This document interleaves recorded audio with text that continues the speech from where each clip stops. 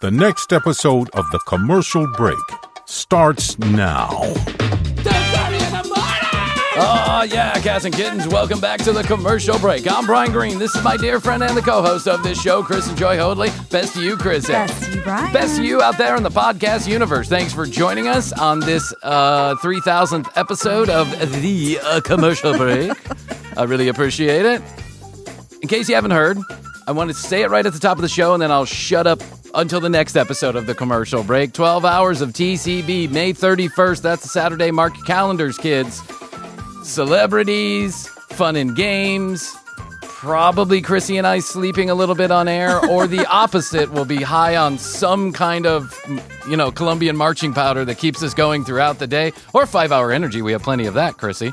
Yes, we do. I mean, I'm eyeing that 5-hour energy right now. I'm like, well, it's not good for my heart, but, you only live once. 12 hours of TCB, celebrating 5 years of the commercial. 5 years of the It's commercial so hard break. to believe. It's hard to wrap your head around is. how long this has been going on. It feels in a lot of ways like yesterday, and in some ways it feels very much not like yesterday. I It feels completely like agree. we've been doing this for a lot longer. All of our lives. Yeah, well, I mean, when you're this deep in, it's like all consuming. It just that's all I remember is the commercial break. I don't even remember which other jobs I had, if I'm being completely I know, honest it's with so you. crazy too, because starting it in the pandemic, I mean, there's been so much that's happened. So much in such a short period of time, and it's been the longest 5 years of my life and the shortest 5 years of my life. I've had multiple children. Yes, I mean, you it's just have. like we could go on, and we will go on the 12 hours of TCB. We'll have a lot to discuss. We'll be reviewing the 5 years of the commercial break, talking about some of our favorite segments, content, guests, and all that other stuff. Celebrity guests will be here, and we'll do it all for a good cause, Krissy, as we celebrate National Mental Health Awareness Month, which is May. And of course, just like us, we're waiting till the very last day of May to do it. In support with our good friends at Odyssey, Covert Creative, and CTB. So more information to follow on all that jazz. I don't want to get you mucked up in the details. We're still a couple months away from that, but I thought I'd let you know because you're gonna have to pack a lunch. This is gonna be a long one. 12 episodes, 12 hours, one day. We actually had to contact Apple and Spotify. Yes. We had to contact them and let them know that no, that's not fake traffic. That's just us being ridiculous. And they said, okay, this one time we'll allow you to do it, TCB. And we said, thank you, sir. Thank you very much. I learned that, interestingly enough, I was thinking about you when I learned this. I was this many days old when I learned that friends who roast each other tend to be friends for longer and tend to be more satisfied with their friendship. The strongest connections that we make are with the people who give us the hardest time, like roasting each other. And so it made me think about that time that Brian Moses, who you barely remember, but I can kind of remember him. I remember. Okay. I remember the interview. Brian Moses invited us out to do the roast battle out in L.A. He does it with Jeffrey Ross and that whole ragtag group that's doing Kill Tony, which is now on Netflix. Kill Tony is on Netflix. I did not know this. Yeah. Okay, I'll leave it like there. Anyway, okay. It reminded me of that time that he invited us out there, and both of us, I think, were a little bit gun shy. You were more gun shy than I was. I was like, it's okay, we'll go up there. He was offering us to, he was like, just do 3 minutes. We'll give you coaches. You guys can write these jokes. You can be in total control of which ones you do and which ones you don't do.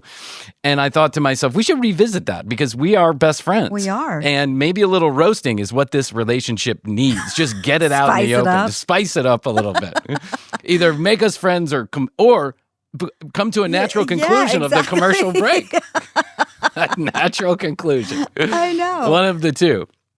But I was thinking back on all of my friendships, all the friendships I've had throughout the years.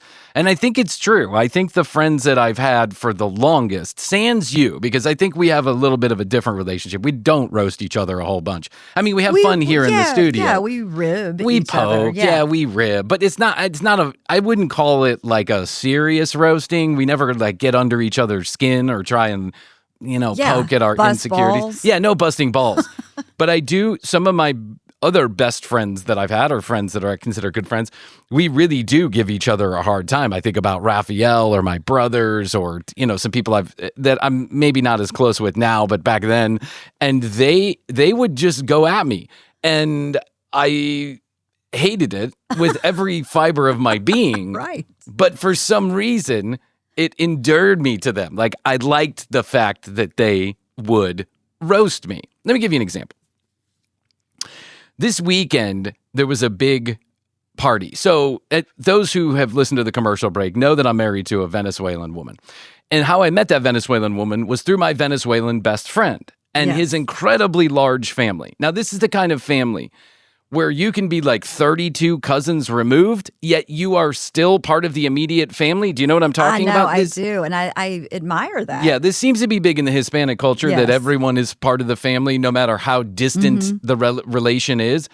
And when the siren song of a party goes across the wires, then everybody from many different countries, even other planets, I think, just zoom on in to come to this party, because there's going to be free liquor, someone's going to cook food, and there's going to be dancing, so we better get there because, that's the spice of life. General fun. Yes, that's the thing that makes the world go round. And for Venezuelans, the party is life. Life is a party. There is no other reason to exist except to get to the next my party. kind of culture, really. I agree with you. I'm right there. And as a teenager, that was like as a teenager and in my early 20s, before I met Raphael, that was the opposite of what I experienced. And I've said this before, in my family, my immediate family, my cousins, my uncles, my aunts, we have one very large family on my mom's side, yet it seemed like a race to get out the door as soon as you got in the door. Do you know what I'm saying? Like, it was in the door, food was served immediately, people would say their goodbyes and gone. If it lasted an hour, that was a party. If it lasted 2 hours, people were getting fussy and antsy. If it lasted 3 hours, there was like a mutiny on the bow. Like, where's the get me the fuck away from these people. But in the Venezuelan culture, which is the one I know the best, and I think this is true of a lot of Hispanic cultures and European cultures, quite frankly, like Spain and stuff like that, it seems like the opposite. Everyone they want to stay as long as they can. They want to do as much as they can. So over the weekend, there's like the first big get together for one of the family members' 100th birthday party. Oh my God, 100? 100. And she looked great. Her name is Tacha, or that's what we call her, Tacha. And she was not even a family member. She is the woman who raised the great-grandparent, the grandparent, the parent, and then Raphael. Oh my God. Wow. What a celebration. What a celebration. And she looked fantastic. They had her sitting in a chair, like when you walked into this clubhouse with a bunch of balloons and like a whole thing. And then 2 photographers were taking pictures. So everyone who came in got a picture with her. It was just like a beautiful event. I love that. Everyone was there. 5 years old, because I don't think we've all gotten together. Like, everyone has gotten together since the pandemic. Some people have, but we haven't seen a lot of those people since the pandemic. And it was just beautiful. 120 people there. Everybody who ever talked to these people is invited. And it's just this huge party. Room is filled. And Raphael, my best friend, is there giving me a hard time, as he always does, about everything. Yeah, bro, we don't see you anymore. It's like, you don't even love us anymore. He's just like ribbing me the whole time. And I'm annoyed. And I'm like, Raphael, shut the fuck. Like, the phone works both ways, bro. Like, we could talk to each other.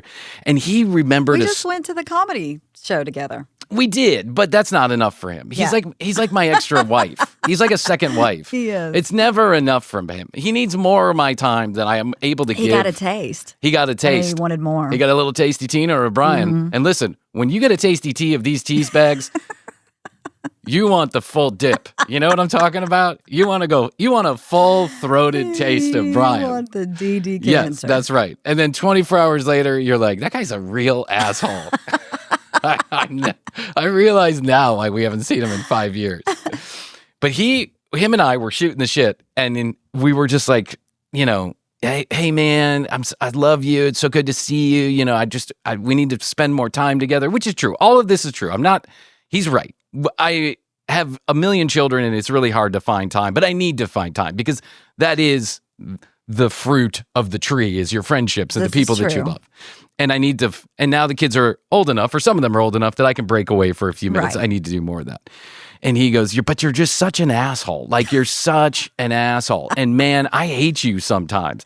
He's like, I still think you should have kicked that guy's ass. And as soon as he said that, I get so fucking irritated because I remember the exact thing that he's talking The about. exact ass. The exact ass that he wanted me to kick. That's right. Yeah, I remember the exact ass in the exact moment that he's talking about.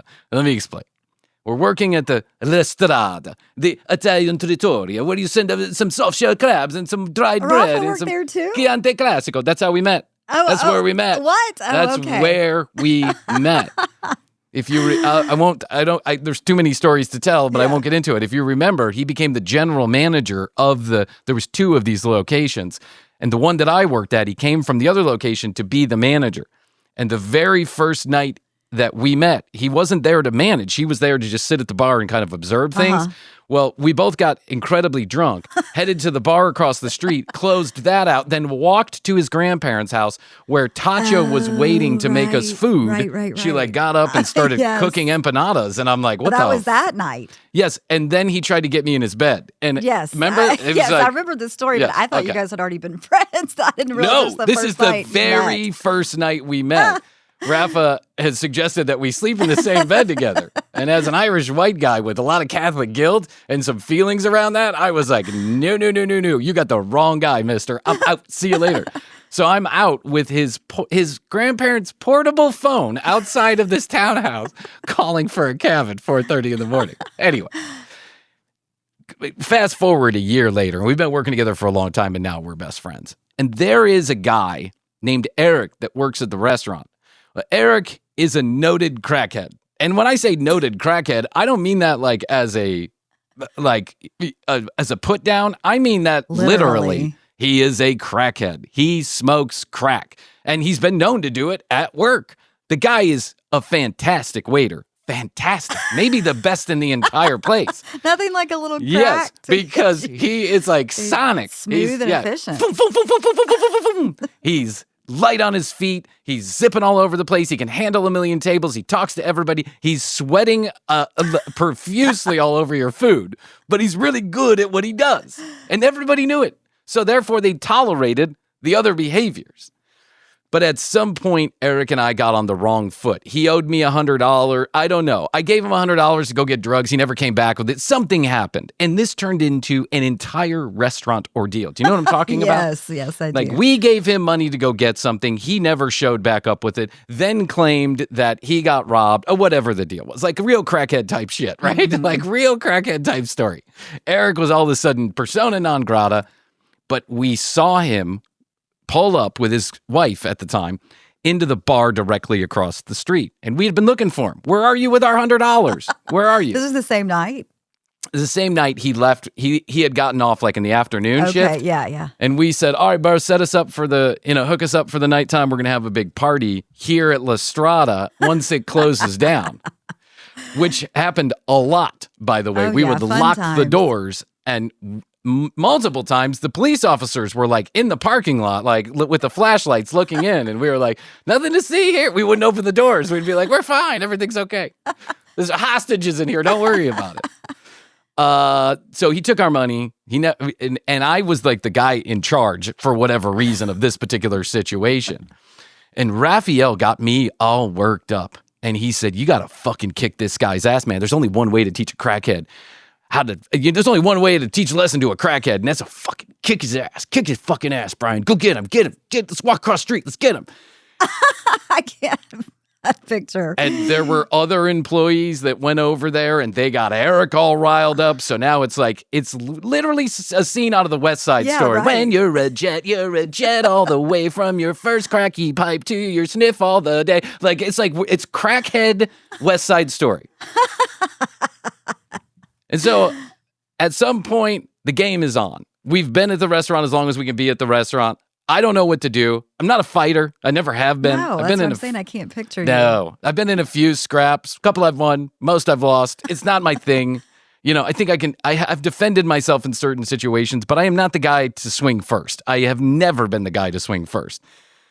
So we go over there, And we're walking across the street, and Eric comes out with his team, and I got my team, and it's like seriously a gang war in front of this suburban dive bar. How did he even have a team? Because he's in the wrong here. But he rallied some troops. Are you alive in 2025? People have teams regardless if they're right or wrong. It doesn't matter. This is true. Good point. Yeah, shitheads, people like shitheads too. For some reason, they vote for the troll. I don't know why. Who knows? And when I say team, he's got like his, 4 or 5 his people, friends. and I got my 4 or 5 people, and we're over there, and everyone is charged up. And we meet in the parking lot, and I'm like, and Raphael's behind me. He's like, fucking kick his ass, man. Fucking get him, dude. Swing first. You got to go right for his head. Swing first. Get him. Get him. Get that $100 back. Get the $100. And we're all, and by the way, everyone's lambasted. We're all fucking that's shit. What I can picture, yeah. Yes. It's like 2 a.m. So we get over there. We're out in the parking lot. I will never forget this. And I say, where's our fucking money, Eric? And he goes, I don't know. I got robbed. And that's how it is. And you're not fucking getting the $100 because I don't have it. And I said, well, if you don't give us our $100 back or our product right now, I'm going to kick your fucking ass. And he pulled out a knife. And I ran. And I ran. I headed for the hills. I ran across the street back to the bar. Right. Raphael's like, what are you doing? What are you doing? What are you doing? You got to kick his ass. And I'm like, I'm not going to kick his ass. He's got a knife. And he's like, don't worry about the knife. Fucking grab the knife out of his hand. Knife. I've got your back. And I'm like, then you hit him. And he's like, I don't want to hit him. Everyone's yelling and screaming at each other. So now I'm the big asshole because I decided not to fight the guy with the knife. And Raphael has relentlessly bullied me about this since the night that it happened. You should have kicked Eric's ass. You should have kicked that guy's ass. Relentlessly bullied me about it. And you know what? I think he's right. I think even though that guy had a knife, I think I should have found a way to kick his ass because Eric continued to be an asshole and continued to be a crackhead and scam people's money. Now, a crackhead's a crackhead. They're going to take your money. I should have learned that lesson a long time ago. But at the end of the day, like, I kind of pussied out in the whole situation. Not only did I not fight him, but I ran away from him. Like I ran across the street away from him. So big Irish tough guy decided to run. Now, in the moment, I think I felt my life was threatened. He had a knife. It wasn't a particularly big knife, but it was a knife. Yeah, those things can be really sharp. Of course. Ones where you click them. Yeah. It was like one of those. It was a flip one, right? Yeah. It was like a flip. It was like a small hunting knife, right? Yes, those things are sharp. Yeah, or like a bread knife for, the bread. The tutorial. I don't know what it was for. But I saw the silver and I headed out, and Raphael has busted my balls ever since about this. Ever since. They're not probably 2 conversations that go by and if Raphael's at least 3 beers in him, he's going to mention that I should have kicked Eric's ass. He has relentlessly bullied me about this forever and ever. He roasts me about it all the time. And he's probably right. And because he's probably right, and because I like the good nature of the rib, I love him. I love him because I'm a pussy and I didn't, kick Eric's ass. And so at the end of the day, a little good, hard love every once in a while, a little good, tough love where people are poking at you and they're telling you the truth in a way that feels funny or satirical or sarcastic.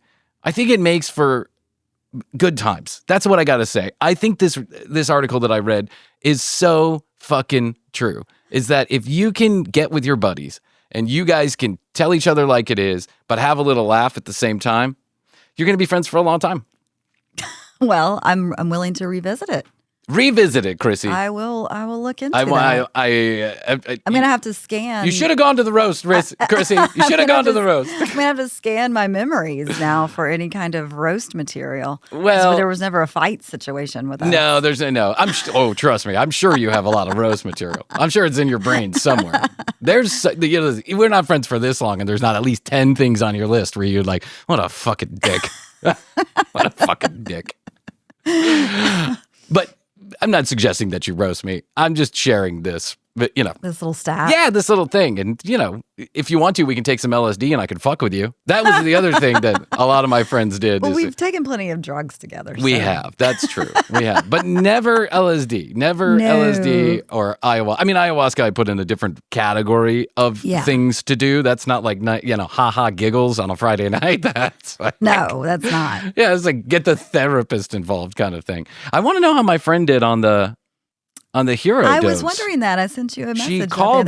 She called me over the weekend, as she often does. She'll call me on the weekend when she's driving up, outside the perimeter to do something. She'll call and check in and tell me how funny the show is. That's why I answer the phone, because she always says how funny our show is. And that gives me a tickle in my pickle. So, but I'll get an update and I'll let you know how the hero dose went. But anyway, I love you. We should have done the roast. I should have kicked that guy's ass. And I love you too. Yeah. Okay. We'll be back with more shenanigans. Okay. I have a question for the listeners out there, and I know I'll probably get a lot of feedback about this. True or not true statement I'm about to make. Everybody in your particular town has all of a sudden become a student driver. Oh my God. Yeah, this was something we were talking about. It's crazy. It is literally insane. And I feel like it just kind of popped up over the past maybe year, where I've really started to notice that it is like every other car says student driver on it. And a lot of times it's just a lone person. It's a lone driving in the old car. woman Yes. Or single human. Yes. Or clearly someone who should have been driving most of their life. Yeah, because back before when you saw those, I mean, it was literally, you thought somebody was like in training. There would be maybe two people in the car. It's a parent or it's an instructor. Right. Of some kind. Exactly. And now not. It would say like, Apata driving school on the side of the car. There'd be a big yellow sign on top of it. Right. You'd know clearly that sometimes even two extra red lights sitting on the back of the car, like hooked up through the, the crappy Civic with the two extra lights. The guy's making extra money on the weekend teaching driving or whatever. That it used to be clearly identified. But now, at least where we live in Atlanta, we've talked about this with a lot of people. It appears that every fourth car is now a student driver because they are putting bumper stickers on the back of their car that either say, please be patient, learning to drive, or student driver in a big yellow bumper sticker that they have attached to their car, magnet, whatever. Is this the name of a band that we don't know about or You know something? what? I thought about that. I know, you might be right. I thought about that and I looked it up and there is a band named Student Driver, but they don't seem to be popular. You have to be Taylor Swift level to get that kind of attention on the back of a car. I mean, every fucking fourth car, it says student driver. So now I did a little informal experiment, a little control and a little, control and a little, what do you call it? Test group. I drove to both schools that my children go to. And that happens 1 hour after the other, one at 8, one at 9. And I drove them to school, and I would say it's a 5-mile round trip to each school. So we're talking about 10 total miles that I'm driving. And I saw seven student driver stickers on the back of cars. That is an insane amount of cars to see. And I'm driving like side streets, not highways. So I'm getting stuck behind cars or see cars at a stoplight or whatever that have student driver on the back of them.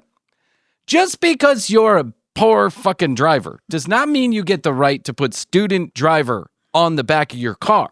What that does mean is you should take lessons. But if you've been driving for more than a year, you are no longer a student driver, and I don't want you to use that student driver sticker because it gives inappropriate attention to your piss poor driving.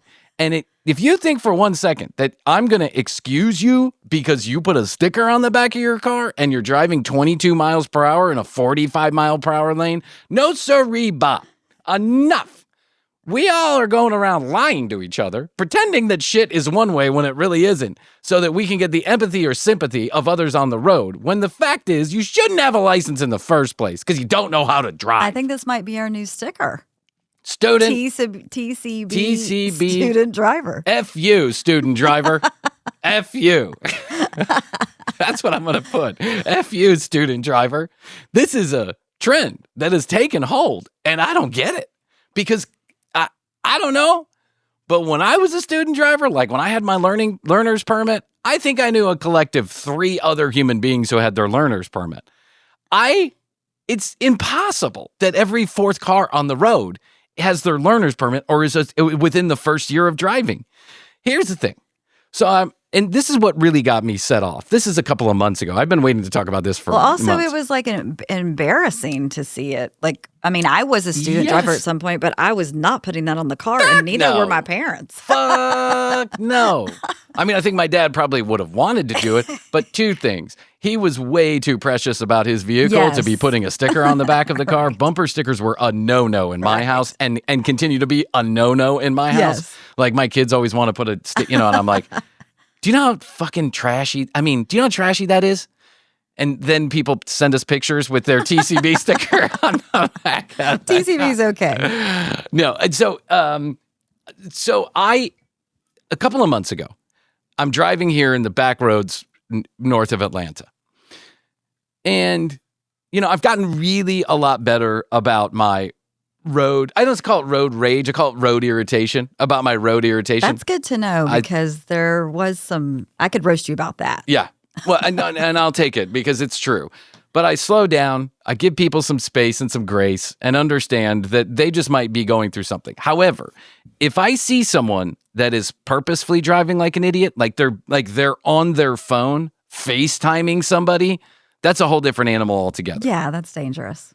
So I am driving in the back roads and I'm on my way to Starbucks. I'm driving the back roads and there is a person in a very nice BMW, like brand new BMW. These are like $80,000, $90,000 cars. Big old student driver on the back. So I'm already irritated. I'm already irritated that anybody would give a student driver a $90,000 car.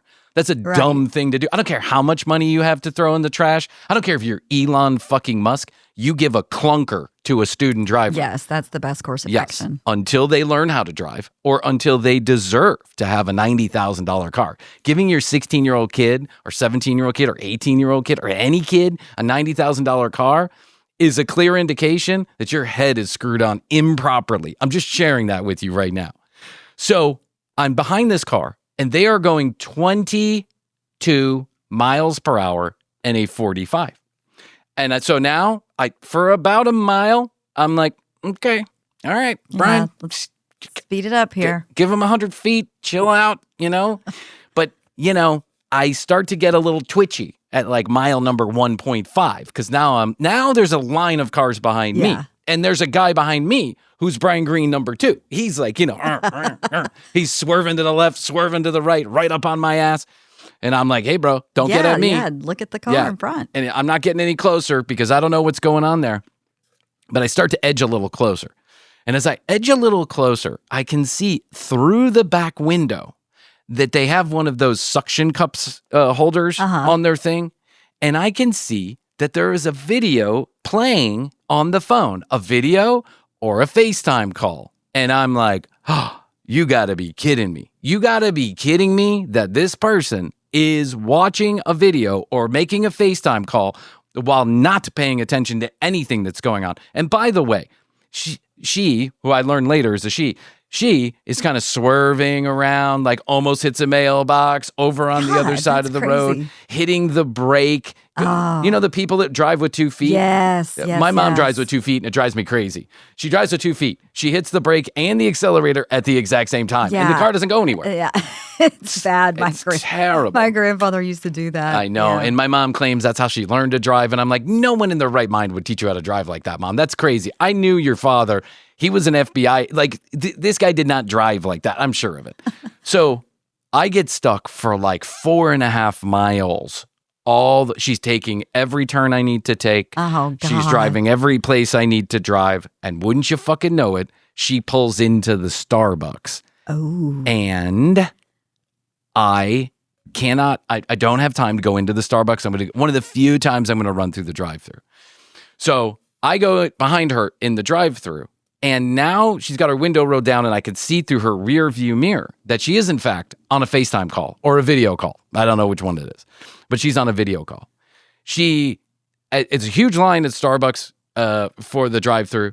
And as people are pulling up, she's not pulling up. It's taking her like minutes to realize that people are moving. And so I just give her a little love tap. I was going to say, the honk. Bam, bam. And she goes like this. like waves me off through her window. Oh, wow. And I was like, oh. Oh, no. She's no, at the, no. Now I'm full on road rage. Yeah. Now I'm pissed. I'm like, okay, lady, all right. She gets up to the speaker. She's taking her dear sweet time. She's asking the person on the phone. I can hear this all going on. She's asking the person on the phone what they want. She's ordering 10 different coffees, 30 different ways, whatever. So we get out and she pulls up and she pays, and this whole thing takes like 15 minutes. It's like incredibly frustrating. I should have gone in because now I'm like late anyway. Right. She pulls to the end of the drive-thru to the stop sign to get out of the parking lot, and she stops at the stop sign. There's only two people, only two cars can fit in that entrance, one going in and one going out. And she stops and she picks up her phone, and now she's texting or writing an email on her phone. And she's not going. And so I sit there for a minute and I give her a little love tap. And she waves me off again. And I open the window and I go, you gotta go. I can't fit around you. And she waves me off a third time. And now there's a guy behind me. And he's like, meh, meh. This guy's really pissed. And you know what she does? She puts on her blinkers. And she goes... Like her hazard? Yes, like her hazard. And goes swerve around. Well, there's a guy behind me. I'm behind her. And now there's a person in the drive-thru. So none of us can go because she's sitting there. So now I'm like... Yeah, I would too. I'm just laying on the horn. And then I stop and I go, we cannot get around you. Pull into the parking lot. And she goes, go around me. I'm busy. So... I literally am stuck. I cannot go backwards. I cannot go forwards. Now there's a traffic jam. So I get out of my car because now I'm like, I'm going to have to explain to this lady. Yeah. And I hope that she doesn't shoot me. I'm going to have to explain to this lady. So I go up to her and I go, first of all, this is a 45-year-old woman with a $90,000 car. She is most definitely not a student driver. And I go, ma'am, I can't get around you. He can't get around me. Now everyone's backed up in the drive-thru waiting for you. And she's like, I'm parked. I'm writing an email. And I go, there are parking spaces that you can do that. I'm parked and writing an email. And she goes, I can park right here if I want to. I go, you're at a stop sign. You have to move so everyone else can get around you. This is insane, right? And I'm like, you have to move. And she's like, I don't have to do anything. Don't you see the sign on the back of the car? I'm learning how to drive. I was wondering if she was going to reference that. She says that, and I go, you should learn harder, ma'am. It's not working. You have to move. Well, now everybody's laying on the horn. There's like 4 people that are laying on the horn. And then as I start to walk away, she goes, fine, God damn it, I'll move. No one has patience in this town. Patience for what?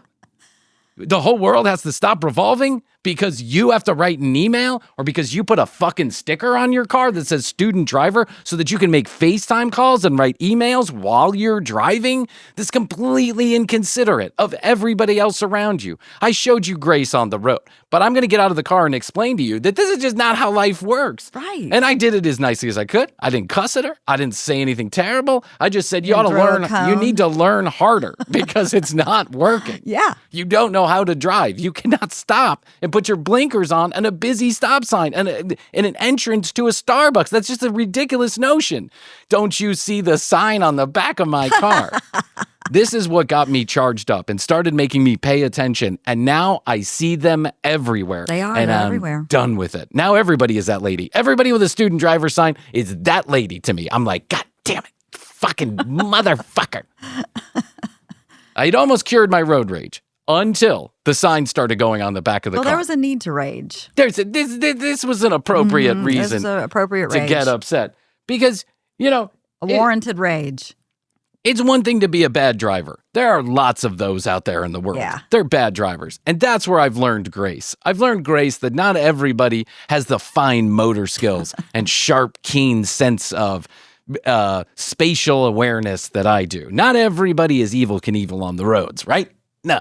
I understand that. I got it. Okay. I didn't understand it. Now I understand it. Not everybody's going to drive exactly like I am. But when you're just a fucking idiot and you're just being inconsiderate of everybody else around you, then you deserve the honks and the people getting upset at you. And here's a little piece of advice for anybody out there that's a bad driver or that's an inconsiderate driver. And because I know there's got to be, the numbers are against us here, Krissy. There's got to be lots of bad drivers in our audience. Yes. Here's a piece of advice. And you're probably aware that you're a bad driver too. It's probably something people have been roasting you about for a long time. If you're like driving down a 2-lane road and it's one of those back roads, 35, 45 miles per hour in your local neighborhood or wherever it is you choose to drive or you live, and you see that there are more than 3 cars behind you, like compactly lined up behind you, it's an indication you're going too slow. Speed up a little bit. At least go the speed limit. That's right. If you're in the line at the Starbucks, pay attention when people are moving up so the people behind you can also get their drinks in a speedy fashion. If you're making FaceTime phone calls while you are moving a 2.5-ton vehicle down the road at 50 miles per hour, you're a fucking moron. Yeah, don't do that. Stop it. It's the biggest lesson I've learned since I've had children, is that it is almost never appropriate to be typing on a phone, looking at a phone, or using a phone, unless it's hands-free, when you're driving a motor vehicle. Because one mistake, one moment of dumb-dumbness, and other people get hurt, or worse. That's very true. Distracted driving.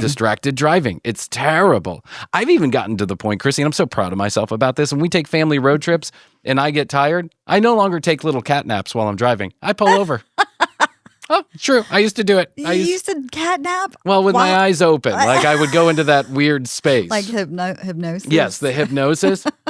Where like you're fighting your eyelids and your brain is totally shut off, but you've got cruise control on and you're just like... I told you one time I was driving in Charleston, I think my friend saw me fall asleep while I was driving. And he was like... he had his mouth open. He's like, dude... Yeah, you need to pull over. Your eyes were fully closed for like a minute. And I was like, whoa. Yeah, you need to pull over. But I'm proud of myself because I've taken some more, like, I take this a little bit more seriously than I used to now that there are children. But also, let's not make excuses for bad driving. If you're a bad driver, we can all live with it. If you're doing your best, we can live with it. Don't put a dumb sticker on the back of your car if you're just an inconsiderate asshole. Okay? You should have kicked his ass. I should have kicked her ass, Krissy. Should have kicked her ass. All right, that's my rant about student driving. Oh. It is true. They're everywhere. They are everywhere. And I'd like to know if they're everywhere where you're living or if this is just a Atlanta thing. If it's like, I don't know, that measles outbreak in Texas, we've all caught it all of a sudden. I'd like to know. Let me know. Let me know if there's an outbreak of student drivers in your town. All right, we'll be back. There is a film at the Sundance Film Festival, I think it is, and I am so excited to see. It's a film about a man named Thomas Kinkade. You know the painter, Thomas Kinkade? Yes. Okay. For those of you that don't know, Thomas Kinkade was the mainstreamist, I don't even know if that's a word, but the most mainstream painter that has ever lived. He has sold more paintings. He has made more money than God, quite frankly. He had a huge company that still exists today that would sell originals and recreations of his work. Yeah, they were mostly like beautiful streams. Oil paintings. Yeah. And like nature stuff. A lot of nature stuff. He called himself the Lord of Light or the God of Light or the Painter of Light or something like that. God of Light? Yeah, I think it was the Lord of Light. It was a really weird name. He was like kind of an unassuming Midwestern man. I think he was actually born in the South, but he kind of had this Midwestern feel to him. He would wear like the short sleeve white shirt, little pudgy, short sleeve white shirts with a tie, crop cut, mustache, you know the kind, like a dad, and any dad in Chicago in the mid 80s. That's what he looked like. A little portly, just almost, whatever, you get it. Look up Thomas Kinkade. You'll see pictures of him. He rose to prominence really in the 70s, 80s, and 90s because he was painting what I would consider pretty good paintings. I mean, he certainly had a talent, no doubt about it. And he would play with the light. Like, imagine like a house nestled in the mountains with lush greenery and the stream around it. And then the sun was setting, so he would paint the shadows. And people fell in love with his paintings. I remember them being big too. You could buy them big, small, Yeah. any size. I mean, prints you could buy at any size, but he made them big. Yeah, they were like, 4 feet by 4 feet. He really took the mainstream art fan world by storm. When I mean mainstream, I mean your mom and your dad, your grandma and your grandpa, your aunt and your uncle who don't know shit about art, but they would love to put those paintings in their house. And millions and millions and millions of people fiended over these paintings. Yeah, they were available in like Michael's and maybe Pier 1. And he had his own stores. Yep. He had his own stores, the Thomas Kinkade stores in malls, and they would sell his paintings for $15,000, $20,000, $30,000, $40,000 for originals, millions of dollars sometimes for rare original works, and then they would print them endlessly. You would get them in different sizes, and they would be hundreds of dollars, or maybe even $50 for a small one. This went on for a long time, and he traveled the world, and he would paint in front of people. There was no doubt he was actually painting these. He had a relationship with Disney. He made a lot of paintings around Disney princesses and characters, Harry Potter. He did a lot. And he made relationships with big corporations, and then they made money on the backs of his paintings. And he just endlessly painted all of this stuff and endlessly sold them and made money, unlike most artists who create one, and then those originals get sold for many millions of dollars over time, right? Usually the artist is long gone before they even become valuable. Exactly. Right? And the art world the fine art world is a very lucrative, valuable world where billions of dollars are spent every year acquiring these rare pieces of art. Thomas Kinkade is not that. Even though his paintings went for a lot of money, he was not a rare artist. Yeah, he was very commercial. The most commercial artist that ever lived. And he had a very pristine image. His image was that of a man of God, a man of the people, a man who did God no of wrong. light. Lord of light. Lord of light. Hey, girl. Hey, girl, Lord of light over here. Yeah. I got a flashlight I want you to see. And he would tour around, and people would stand in lines, and they would go crazy. I mean, this guy became a phenomenon. And he had this whole image that he presented as a family man, as a man of the word, as really kind of an everyman. And he just happened to have this talent, and he sold all these paintings, and people would collect them. And there is now a new documentary about this guy. Years ago, when I first saw like an hour special on Thomas Kinkade, I don't know what it was on, A&E. This was many years ago, actually. When I first saw a special on him, they kind of gave the indication that Thomas may or may not have been all he was cracked up to be. In other words, there were people who said that Thomas was not this godly character, but there was always rumors of this. And anytime you're that big and famous, there's always going to be someone who's creating a rumor about you. But I started to think about something about Thomas Kinkade way back then, probably because I was high as shit on bad weed. When they would do little snippets, and they dedicated like 3 minutes of this hour-long special to the people who said, oh, well, I think Thomas, he's got a sordid past or whatever. Or another side to him, right? For some reason, I got it stuck in my head that what if this guy is really just kind of a performance artist, like an Andy Kaufman type, and he's making it all up, and he's really just a coke fiend on he's a weird dude that just is like, the joke's on us.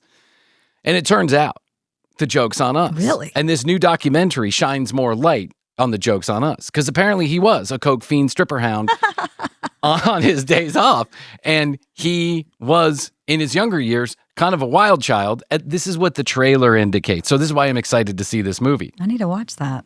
For year, because I kind of took this keen interest in this one particular hour-long special that I watched, and I knew someone who was a big Thomas Kinkade collector, bought into the whole thing. A neighbor that I had in Chicago had a lot of these paintings. Yeah, there was a business that I worked at in college. They had It was owned by this wealthy family, and they had all of these Thomas Kinkade huge originals. Oh, really? Around the salon, yeah. Very interesting. Okay, so I lived next door to someone or down the street from someone who essentially had the same thing in their house. Yeah. And they adored these things. They were like precious. yeah. They would show them to us and tell us the story about how they got them or what it means or who this guy is and, the word of the Lord and all this other stuff.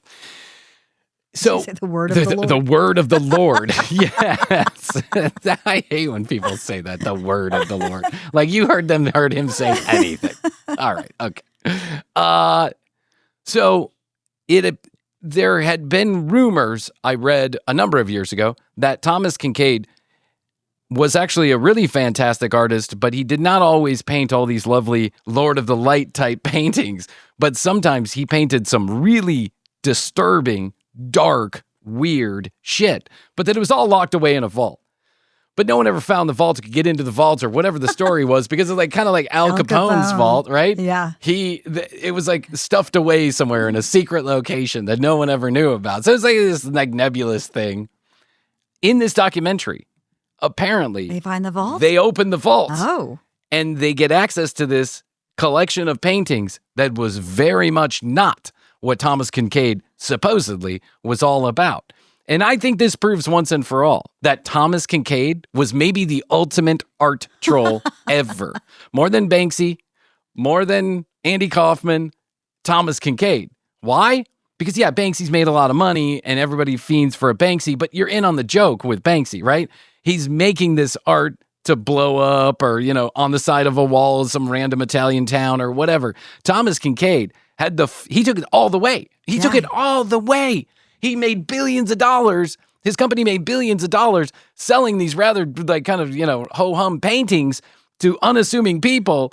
He took it all the way. And until the last dying breath of the Thomas Kinkade phenomenon, everyone who loved Thomas Kinkade believed that Thomas Kinkade was a certain way. This wholesome guy. Yes, when in fact, he was getting lap dances and hand shandies by night, snorting coke off strippers' asses, while you were staring at his Thomas Kinkade painting, wondering what the word of the Lord is. Unbelievable. He gotcha. He gotcha. I know. I love this story. I love it, really too. want to see this movie. I think this might be one of the most underrated stories about a troll or a performance artist ever.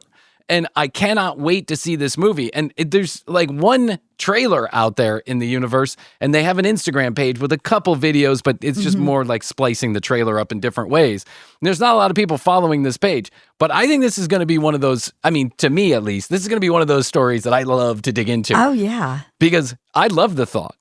I like my neighbor in Chicago, but it's been many years since I've seen her. I love the thought that she just bought into this whole milk. And honestly, it was 2% with some cocaine in it. Yeah, exactly. I can't wait. It's great. What kind of pictures was it? What kind of things was he painting? They don't show it in the trailer, Okay. but they show an iPad with pictures or photographs of stuff in the vault to people who knew Thomas Kinkade or studied Thomas Kinkade or whatever. And the expression on those people's faces is like, whoa, completely aghast at what they saw. And so apparently this stuff is really dark and maybe disturbing in a lot of ways. I imagine it's S&M type stuff. I don't know what I imagine, death and destruction or whatever. I can't wait to see it. I'm so excited about. I know you got me excited now. I know. We should it'll be a long Little time before we'll be able to, little viewing party here. It'll be a Now long I'm time. very before we interested do in that. it too. Oh God, I can't wait. I'm just super, I don't know. Just that 1 hour of television so many years back got me so interested in the Thomas Kinkade story. And then, occasionally I'll read something about Thomas Kinkade and I'll be like, oh yeah, I saw something's going to leak out of it. This whole thing came crashing down, by the way, for Thomas Kinkade. The whole, It did? like Beanie Babies and everything else in the life, it's hot, it's not, something it happens. Thomas Kinkade went through a series of scandals, I believe, and that kind of destroyed his reputation. But this takes it even further. This gets to the root of the matter, which is he really was scamming us all in a way where he was, I think, going to bed at night, laughing to himself. Right. I can't believe I pulled this off. This is amazing. Like Andy Kaufman, the wrestler. Do you know what I'm saying? Like, no one could ever figure out if Andy Kaufman wanted to be a wrestler. Was he a wrestler? Did he actually wrestle? No one could ever figure out if he was, what was that character that he played? Do you remember? Like, Oh, yeah, it's right at the tip of my tongue. Not Leon, but someone like that. Yes. Andy Kaufman, and you have to have your head directly up your butthole not to know this, but Andy Kaufman was a performance artist. Some think one of the best comedians of all time, certainly one of the most shocking comedians of all time.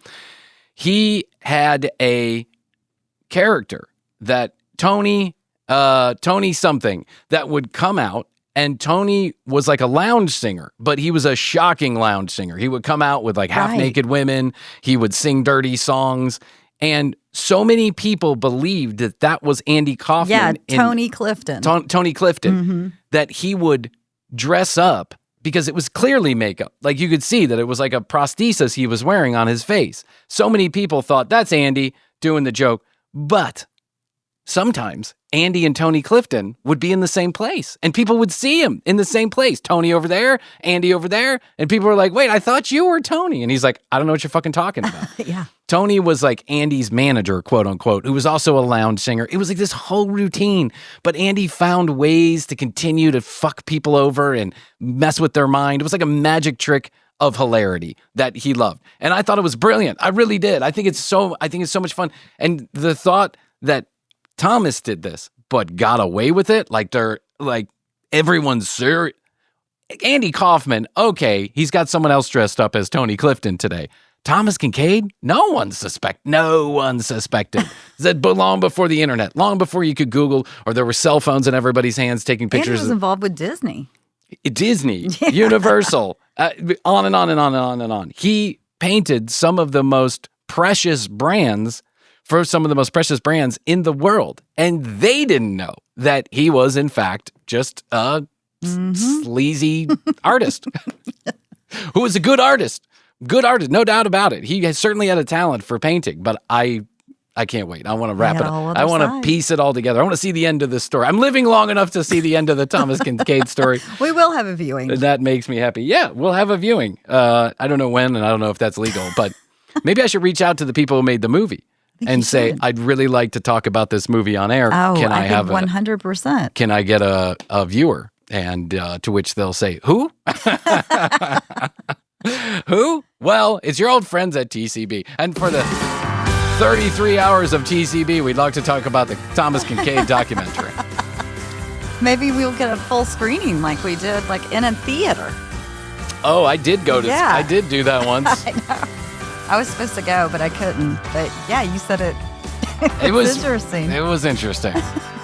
The theater was interesting. The people in the theater were interesting. The few of us that there was. The security guard keeping an eye on me was interesting. It was all very interesting. And the movie itself was not interesting. That's right. I'm sorry. Borderlands was not a good movie, and I think everyone agreed. I think it's universally agreed upon, including some of the people who made the movie. They just don't like it. They tried, but it was just too weird and choppy and whatever.